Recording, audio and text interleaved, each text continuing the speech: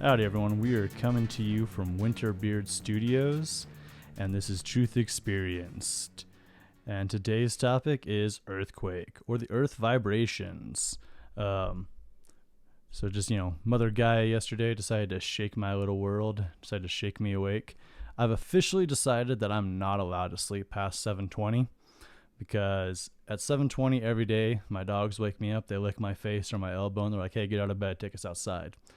And then yesterday, or any day that doesn't happen, something else wakes me up.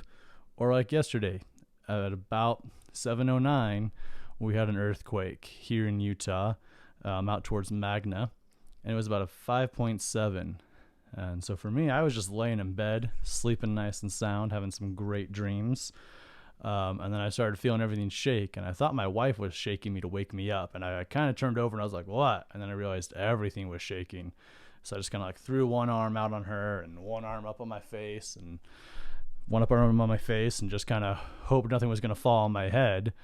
But then I got thinking about it while I was laying there, and I was like, well, we don't have ceiling tiles like stores do. We have real ceilings, so probably nothing's going to fall on my head. And I was like, maybe I should get to the door frame. Maybe that's a good idea. That's what they do in movies, right? But that didn't happen.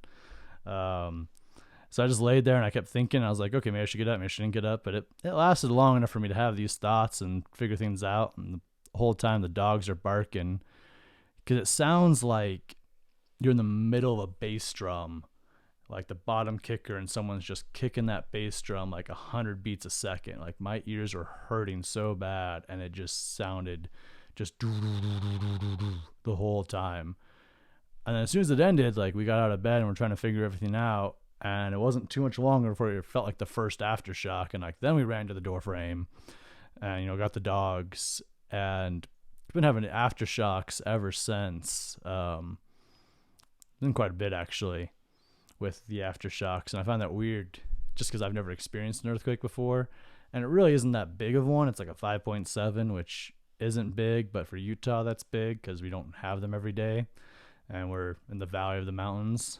But it was interesting just because every time an aftershock happened, like I could hear it coming, like almost from northwest, like where the epicenter I've later found out was from, and you could hear it coming, and then everything would shake, and it was crazy. It was quite an event, and our poor dogs are trying to figure out what's going on because they feel like someone's pushing them around and they don't understand, and it was nuts. And the weird thing is, it's like it definitely was a vibrational shift, like physically, but also like for the community. Like I saw people so much nicer yesterday than I've ever seen them.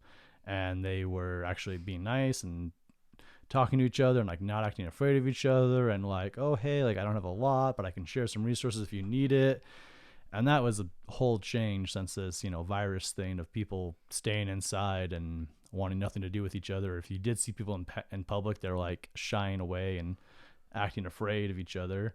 So it's been nice, at least here, that, things have kind of shifted to a more global attitude. And in general, I feel like it might have helped, affected the whole world in a way, because a little bit on social media, I see it too. But in reality, has there ever been a time in our lifetime, or at least in my lifetime, that the whole world has actually been focused on one thing? I don't mean the earthquake anymore, but I mean the coronavirus, that the whole world is focused on one thing, and we're actually like looking at each other as earthlings for the first time in probably hundreds of years, instead of looking at each other divided by country and city and so forth. It's interesting. Like people aren't all, people are nicer in my area, and maybe world round they're not nicer yet, but I feel like that's coming. And I think we're going to figure out that the best way to survive all this craziness is to lean together and to be a community and understand we're all Gaians. We're all part of Earth, of Mother Gaia, and either we get together and we help each other out as earthlings, or we divide and we fall apart as divided individuals. But I don't think things are going to get as crazy as people say they are, because that's a lot of fear and panic.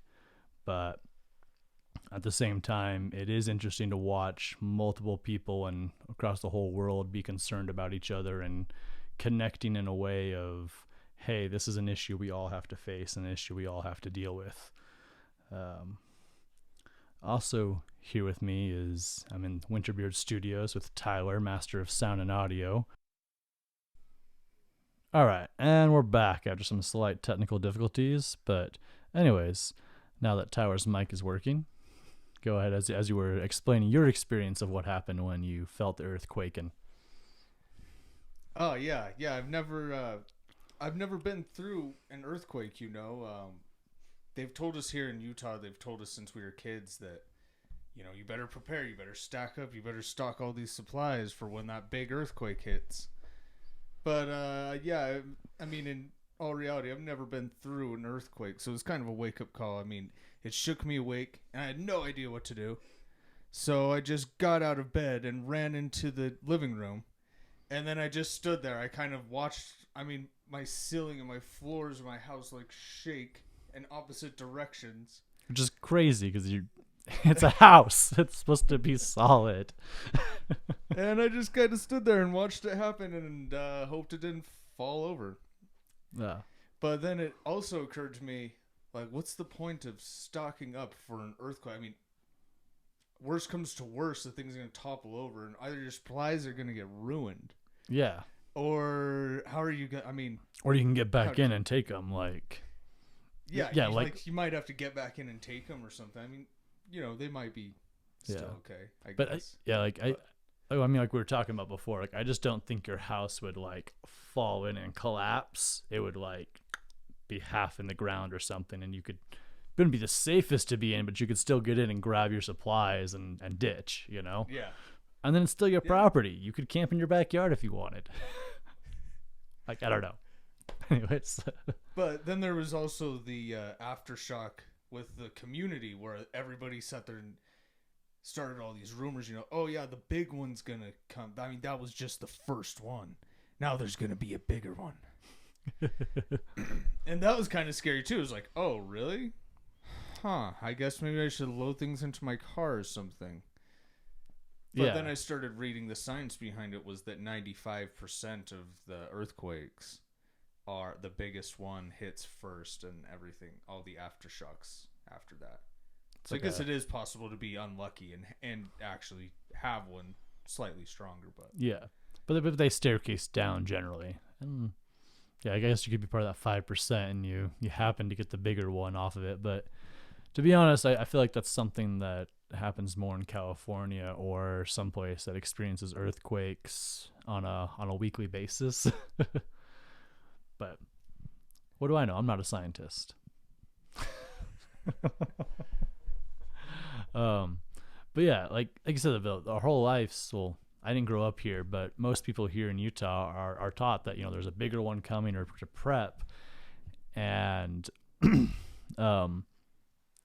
also even in most Christian religions, and I'm not going to bash on Christianity here, but just like the concept of sheeple a little bit of how in most Christian religions or here in Utah there's the LDS church, which is pretty strong, and you're kind of taught that the end of times, that the world's going to end. Like you need to stock up and have all these supplies and all these things because someday the world's going to end before Christ comes.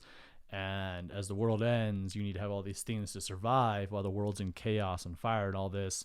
And then Zion will be created and Christ will come and it'll all be good. And for me personally, like, yes, I think it's a wise idea to have some preparation, to have some food ready, like have a little extra in case the stores run out. Like, understand that things are created and you're buying them from a store and sometimes they don't always have stuff. Like, have stock for shortage of supply. But also, like, if you have your own garden or you're doing permaculture, or you even though things have been crazy with being out of food at like the big local Walmarts and Smiths and corporations, the mom and pop places are fine. The local butcher shop has stuff. The Rancheritos here, like, which is like a Mexican community store, like they have meat and they have cereal and everything else. And even now things are starting to slowly restock in general because people are kind of calming down. But in reality, it's like it's wise to have yourself in a position of your small stock, or you have your own garden, or you have a way to have food so you don't have to rely on the system or rely on the grid to make it work for you. But also at the same time, like there's no need to run out right now and stock up for 5 years, or to stock up for 7 months and think you're going to be trapped in your house and take all the supplies that people are limited on. Especially if you're creating your own, you have them.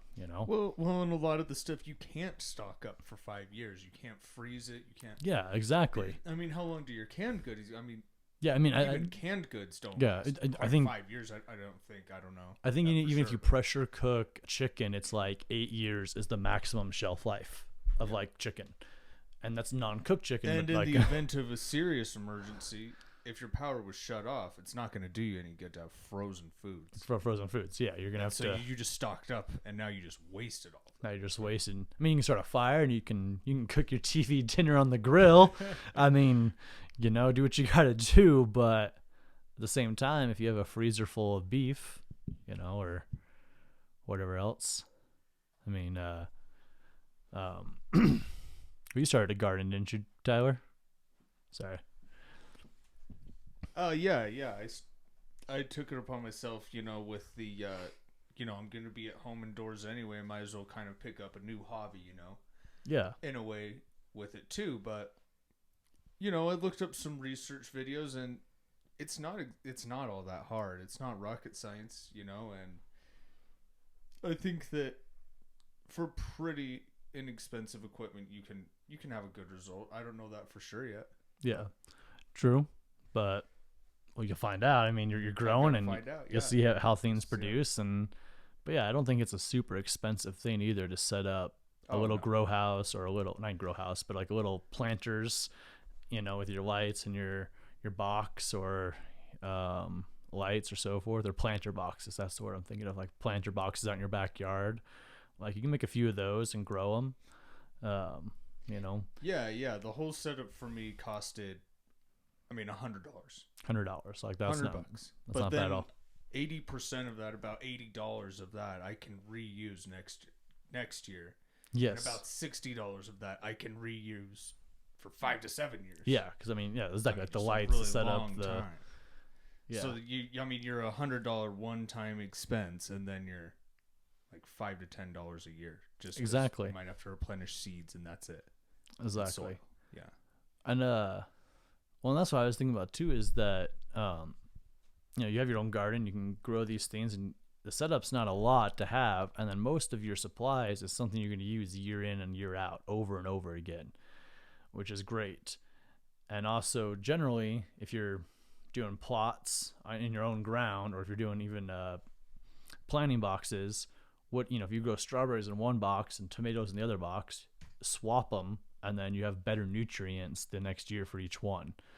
And then plus also your compost, as you're picking off stuff, like your plant itself, there's your compost. Like that can go right into your dirt, let that soilate it up.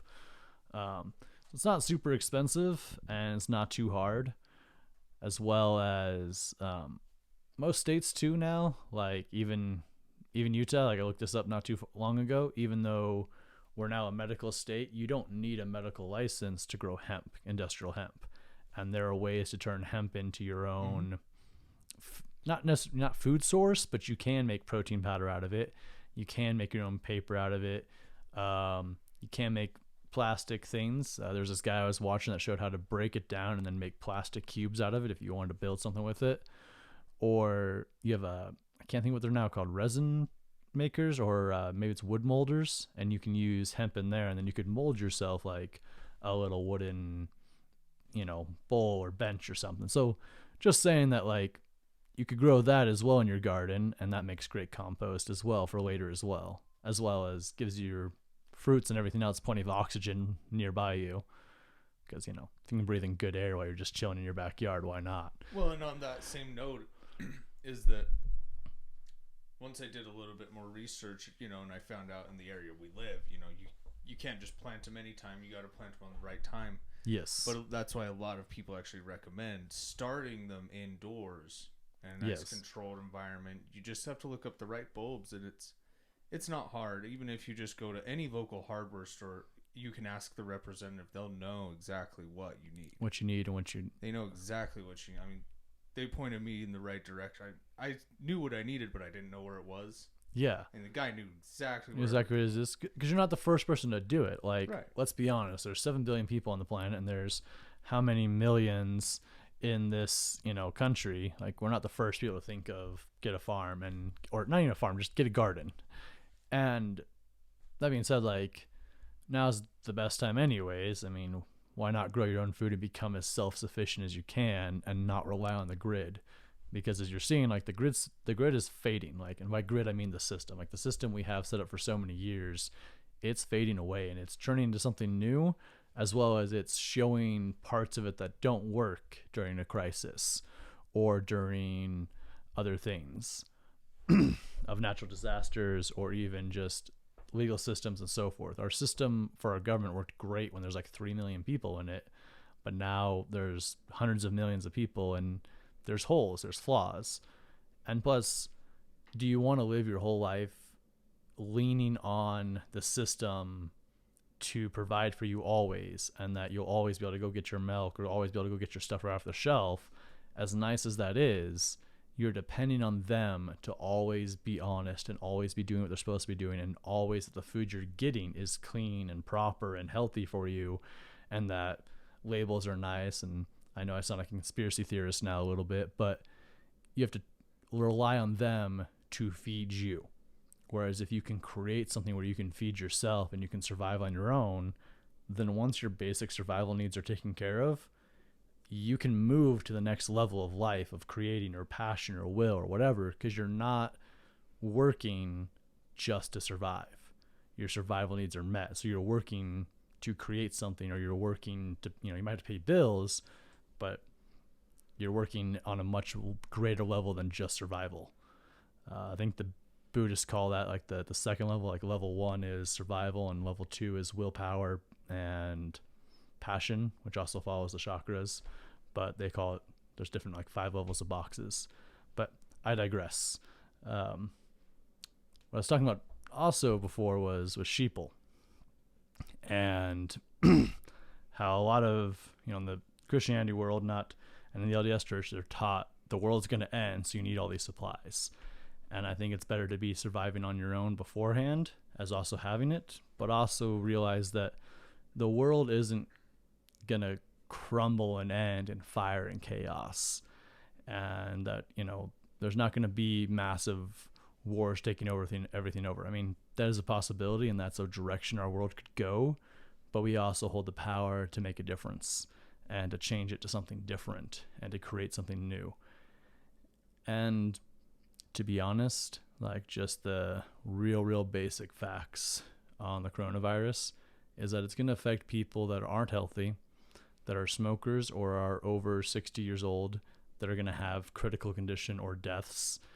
And out of the people that catch it, we don't know the exact numbers of everyone that has caught it or will catch it, or if they've had or haven't had it. But of those that catch it, it's 20% of them go to critical condition or pass away. And out of that 20% that go to critical condition, I think it's 10% of that 20 are, or half of that 20 that actually die. And just on a Gaian note, as like viewing it from strictly as a world, if I did that math right, it's like 25%, not 25%, 1/25th of the population. If 1/25th of the population was to die, would that be so bad for the world? Would the world be better with less people? Not trying to be morbid or rude, but just from a global higher perspective, would that be such a bad thing? I don't know.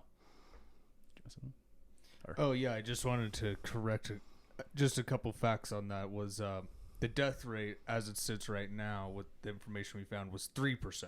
3%. But what it is that you were comparing it to the flu, just the common flu, which was 0.1%. So it is 30 times higher. Yeah. So it makes it seem a lot higher when you're comparing it to the flu. And a lot of people are kind of doing that. But that's the thing, is you can't really compare this one to the flu. Well, but the 20% I was referring to was off of the people that catch it, that actually get it, that 20% of them go to critical condition. And then of that percentage, 3% of that die. Okay. So 3% of everyone that catches it passes away. So even a smaller number than I was saying. Right.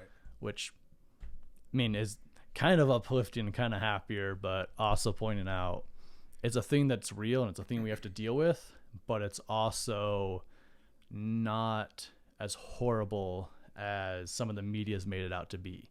As in, like, there are deaths going to happen, but it's not one of those things that's like going to cause mass extinction, because that's something I keep getting heard around a lot. And it's not going to cause mass extinction. Yeah. But at the same time, I think it's important to recognize that our government is, in a way, doing the right things. I mean, we do need to be closing this thing down, closing it off, flatlining it, tapering it off. We can't just let it spread out of control. Exactly. Because it could kill. No, it could kill a lot more of people. And it's a lot more people. Yeah. It could. It has the potential. Yes. Which, yeah, I mean, let's just not let it happen. I mean, let's just not let it happen. Like, cutting down on on group gatherings and keeping people more, apart is good, and it keeps it from spreading. Agreed. Definitely. And that's a preventive step we should take. And then there's also the concept of, and this is going to be my conspiracy side and my more esoteric side of always thinking there's something going on. But if they're all having, and this is a completely different perspective from what I was saying before, this is just a different viewpoint of, if they're trying to get us all to stay inside more and more separated, and I'm not saying the disease isn't real, because it is a real thing and there are people getting sick, but it's causing people to be more separated. And it's kind of as if, we in general in society have become very narcissistic, and we're very concerned about us and our closest friends, our closest circle and whatnot. And this disease is kind of a, if you will, a manifestation of, well, now there's a disease that keeps us separated. So if there's a disease that keeps us separated, is there something else going on that they don't want us to see while we're all hidden and separated?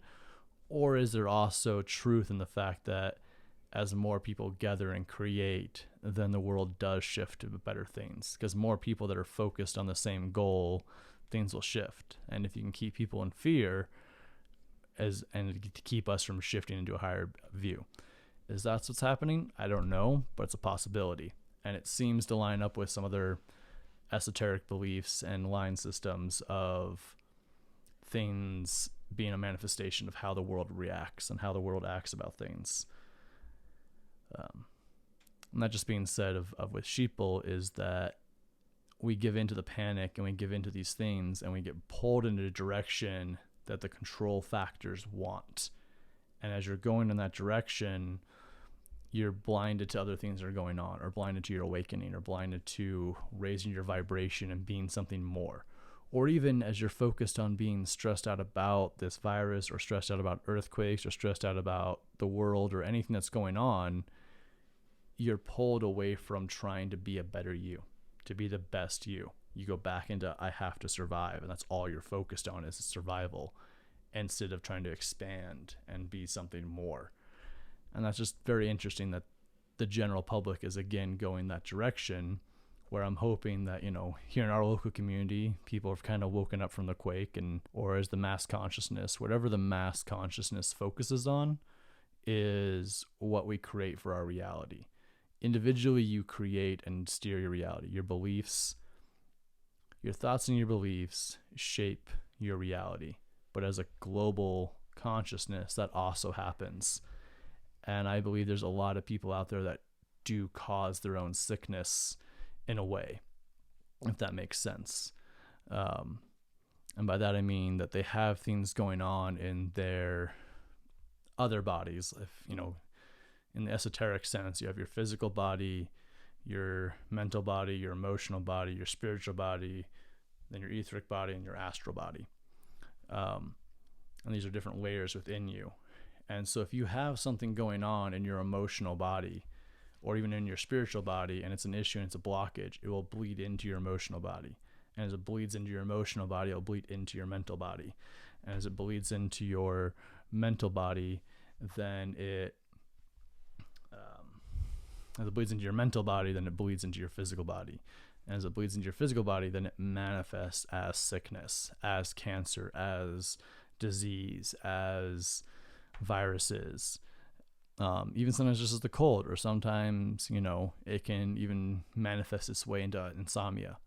If you've been super stressed and you can't sleep, you're manifesting from your mental into your physical of insomnia because you're so asleep.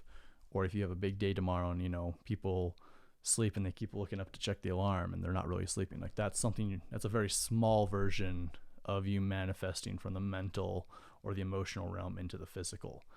And so I feel like that's something we do as humans, but also as a mass consciousness. As we're more panicked we get and more stressed we get, more waves of fear and panic will happen and will manifest themselves on the physical realm. Will manifest themselves on the physical realm, and I don't know what those effects will be. And it's not something to freak out about, but to be aware of. Because if you freak out and you get stressed, then you're giving into it as well.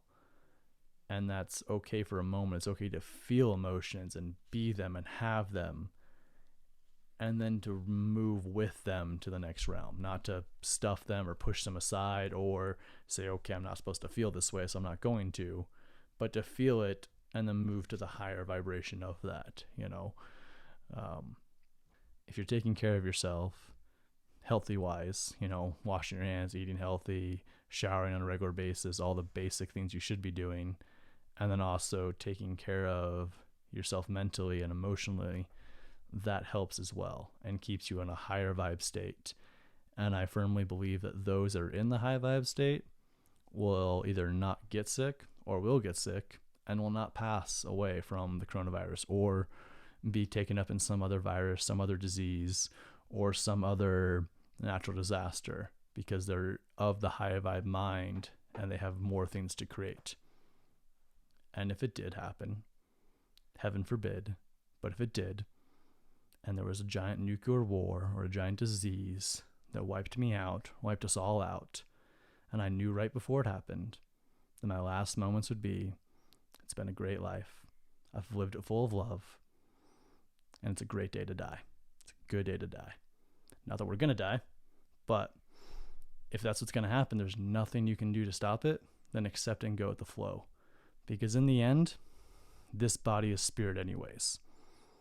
And energy can never be destroyed, but only transferred. And if you're focused on the evil and you're focused on the destruction, it's probably what's going to be pulled towards you. But if you're focused on creation, brotherhood, sisterhood, family, that's generally what you're going to create. And that's what you're going to experience. With that being said, I think that's all I have for today, or at least on this one. This has been Truth Experienced. I'm your host, Garth Wolf, and this has been Winterbeard Studios.